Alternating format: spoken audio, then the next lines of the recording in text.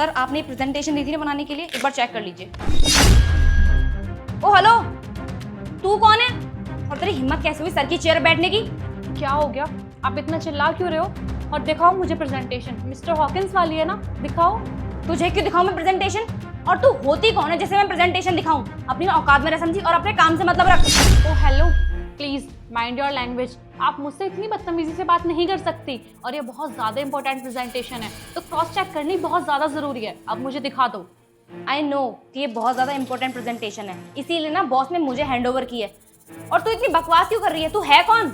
मैं क्या बकवास कर रही हूँ? इवन मैं तो टाइम सेव कर रही हूँ। कल सुबह 10 बजे हमारी मीटिंग है, अगर कोई प्रॉब्लम होगी तो मैं ठीक कर दूंगी ना इस प्रेजेंटेशन को। मीटिंग तो 10 बजे ही है, लेकिन इतनी सारी इन्फॉर्मेशन तेरे पास कैसे आई? और एक बात बता, तू सर के कैबिन में बैठी है और सर का लैपटॉप भी तूने खोल रखा है, नहीं तो सर के लैपटॉप में से डेटा कॉपी तो नहीं कर रही? तू चोर है ना? क्या चोर?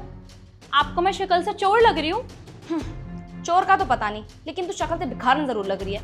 अरे तू अपने कपड़े देख कि तूने पहना हुआ क्या है। ये सूट सलवार पहन के ऑफिस के अंदर कौन आता है? ऑफिस के अंदर ना वही लोग आते हैं जिन्होंने फॉर्मल पहना होता है, जैसे कि मैंने। कितनी देर से बदतमीजी करे जा रही हो आप? और क्या बोला आपने कि सूट सलवार पहन के आपके ऑफिस में नहीं आ सकते? रूल्स एंड रेगुलेशंस में कहीं लिखा हुआ है क्या सूट सलवार पहन के इस ऑफिस में एंट्री नहीं है? अबे ओ गवार, ये ज्यादा ज्ञान देने की जरूरत नहीं है मुझे, समझी ना?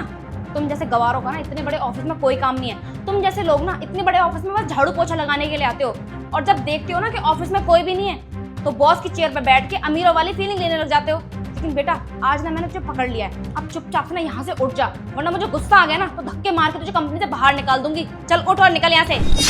आप होती कौन हो मुझे इस ऑफिस से निकालने वाली? ये ऑफिस आपका है या फिर ये कंपनी आपकी है जो आप इतना अकड़ के मुझसे बात कर रही हो? कंपनी की बॉस तो नहीं हूँ मैं, लेकिन हाँ इस कंपनी की मैनेजर हूँ, और एक मैनेजर ना कंपनी के बॉस के बराबर ही होती है। तू शायद जानती नहीं है मुझे कि मेरी इस कंपनी में कितनी चलती है। अगर मैं चाहूँ ना तो धक्के मार के तुझे बाहर निकाल सकती हूँ और तू मेरा कुछ नहीं उखाड़ पाएगी। तू शायद जानती नहीं है, इस ऑफिस के जो बॉस है ना वो मेरी बहुत सुनते हैं। अच्छा जी, इसका मतलब कि मिस्टर तुषार तुम्हारे ऊपर ब्लाइंड ट्रस्ट करते हैं और तुम उनके ट्रस्ट का मिसयूज कर रही हो। तुम तो झूठ सच बोलकर किसी को भी कंपनी से ऐसे निकलवा सकते हो। क्या कहा तूने? मिस्टर तुषार? अबे ओ गवार औरत, अपने मुंह से ना सर का नाम तमीज से ले, और अगर नहीं ले सकती है ना तो अपना ये गंदा सा मुंह बंद रख। अगर ज्यादा बकवास करेगी ना तो सिक्योरिटी गार्ड को बुला के तुझे धक्के मार के इस कंपनी से बाहर निकलवा दूंगी। देखो तुम्हारा ना बहुत ज्यादा हो गया है, काफी देर से मैं तुम्हारी बकबक सुन रही हूँ। तुम्हारे अंदर इतनी हिम्मत नहीं है कि तुम मुझे इस ऑफिस से निकाल दो या फिर इस चेयर से भी हिला सको। अबे ओ, बुलवाऊं तुझे फालतू? एक ऐसा चांटा मारूंगी ना कि तेरे सारे के सारे दांत ना बाहर निकल आएंगे। अब एक काम कर, अपनी ये गंदी शक्ल ले और इस ऑफिस से बाहर निकल, क्योंकि बहुत देर होगी तुझे बकवास करते करते, और तब से तेरी बकवास मैं सुनती भी जा रही हूँ, लेकिन अब नहीं सुनूंगी मैं। चुपचाप उठ और निकल। अंशी, जो कल मीटिंग है तुमने शेड्यूल कर दी? अरे हनी, तुम यहाँ क्या कर रही हो? सर मैं आपका ही वेट कर रही थी। वो कल की मीटिंग के लिए आपने मुझे प्रेजेंटेशन दिया था ना, ये मैंने रेडी कर दिया है, बस एक बार आप क्रॉस चेक कर लीजिए। अरे तो क्या हो गया हनी? अंशी यहाँ पर है ना, जो तुमने प्रेजेंटेशन तैयार की है वो अंशी को दिखा देती, वो एक बार क्रॉस चेक कर लेती, और इस चीज से तुम्हारा टाइम भी वेस्ट नहीं होता। सर मैं इस गवार को प्रेजेंटेशन क्यों दिखाऊं? और इनफैक्ट सर मैं ना आपका ही वेट कर रही थी ताकि आप यहाँ पर आए और इस गवार को ना धक्के मार के इस कंपनी से बाहर निकालें। आप देखो ना इसको कि आपकी चेयर पर नवाबों की तरह बैठी हुई है।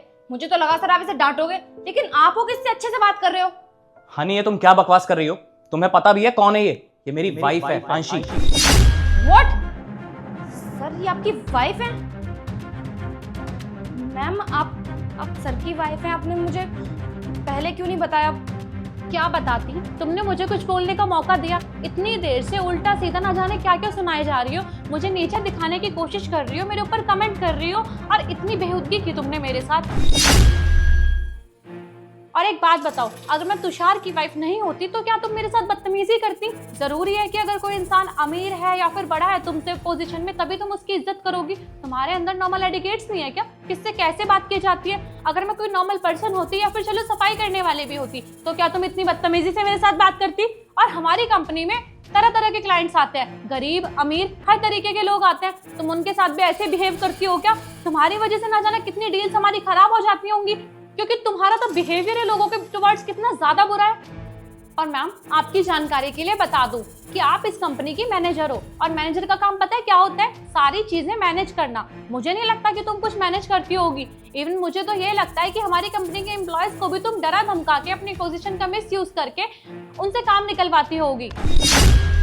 हमें ना तुम जैसे वाहियात और बदतमीज लोगों की अपनी कंपनी में बिल्कुल भी जरूरत नहीं है। तो एक काम करो, तुम्हारी इज्जत बच जाएगी, रेजिग्नेशन लेटर दो और जाओ यहाँ से। हमें जो करना होगा हम देख लेंगे, किसी और मैनेजर को रख लेंगे, कम से कम वो अपना काम तो ठीक से करेगा। नहीं नहीं मैम, मैम देखिए, I am really sorry ma'am, मुझसे बहुत बड़ी गलती हो गई। मुझे नहीं पता था मैम कि आप तुषार सर की वाइफ हैं। अगर मैम मुझे पता होता ना तो मैं बदतमीजी आपसे कभी नहीं करती। देखिए मैम प्लीज़ मुझे माफ़ कर दीजिए मैम, एक आखिरी चांस दे दीजिए। मैं प्रॉमिस करती हूँ आज के बाद ऐसा कुछ नहीं करूँगी ma'am. I am really sorry, please माफ़ कर दीजिए। हमारे सामने ऐसे गिड़गिड़ाने की कोई जरूरत नहीं है, क्योंकि तुम्हारा झूठा दिखावा हमारे सामने काम नहीं करेगा। हम लोग पागल नहीं है, हमने सब कुछ खुद देख लिया कि तुम क्या करती हो क्या नहीं करती हो। और तुम्हें पता है तुषार से भी कुछ बोलने की जरूरत नहीं है, क्योंकि मुझे पता है कि मेरे हस्बैंड मेरी बहुत रेस्पेक्ट करते हैं। इवन वो मेरे डिसीजन की भी बहुत रेस्पेक्ट करते हैं और मेरा सपोर्ट करते हैं। उनको मेरा डिसीजन फेयर ही लगा होगा तो वो कुछ नहीं बोलेंगे। तुम यहाँ से जा सकती हो। और एक बात बताऊं, हमें ना अपनी कंपनी में ऐसे लोगों की जरूरत हो जो हमारी कंपनी की प्रोग्रेस में अपना साथ दे, ना कि तुम जैसे लोग जो गरीब अमीर ऊंच नीच इन सब में ट्रस्ट करते हो। और हाँ, अब ना मैं तुमसे कोई बहस नहीं करना चाहती, क्योंकि कल हमारी मीटिंग है। अगर मैं अब तुम्हारे साथ बहस करूंगी तो मेरा मूड स्पॉइल हो जाएगा सारा, और शायद हो सकता है कि मीटिंग पर भी कोई इम्पैक्ट पड़े। तो यहाँ से निकल जाओ। और हाँ, रेजिग्नेशन लेटर दे देना, क्योंकि अगर मैं तुम्हें धक्के मार के इस कंपनी से निकलवाऊंगी ना तो पूरे ऑफिस में तुम्हारी थू-थू हो जाएगी, सबके सामने बेइज्जती हो जाएगी। और तुम जानती हो, अगर तुमने खाली मेरी बेइज्जती की होती ना और मेरे साथ मिसबिहेव किया होता तो एक बार को मैं सोच लेती कि तुम इस कंपनी में रह सकती हो। लेकिन तुमने मेरे पहनावे के ऊपर कमेंट किया है।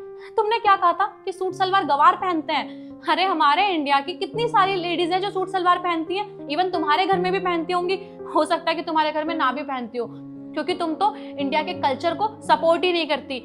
मुझे अपनी संस्कृति पर गर्व है, क्योंकि मुझे गर्व है भारतीय होने पे, और मैं अपनी संस्कृति के खिलाफ अपने कल्चर के खिलाफ एक शब्द किसी से नहीं सुन सकती। तो प्लीज निकल जाओ यहाँ से। मैम प्लीज मेरी बात तो सुनिए। Just shut up. मैं तुम्हारे मुंह से अब एक और शब्द नहीं सुनना चाहती, क्योंकि मैं तुम्हें टॉलरेट नहीं कर सकती। तुषार प्लीज इससे बोल दो कि यहाँ से चली जाए, क्योंकि इसकी वजह से मेरा दिमाग खराब हो रहा है और मैं अपने काम पे ध्यान नहीं दे पा रही हूँ। हनी तुमने सुना ना कि मेरी वाइफ ने क्या बोला। अभी वो बहुत गुस्से में है और उसका जो भी डिसीजन होगा ना मैं उसके अगेंस्ट बिल्कुल नहीं जा सकता। और मैं अभी इसी वक्त तुम्हें इस ऑफिस से फायर करता हूँ। जाओ यहाँ से।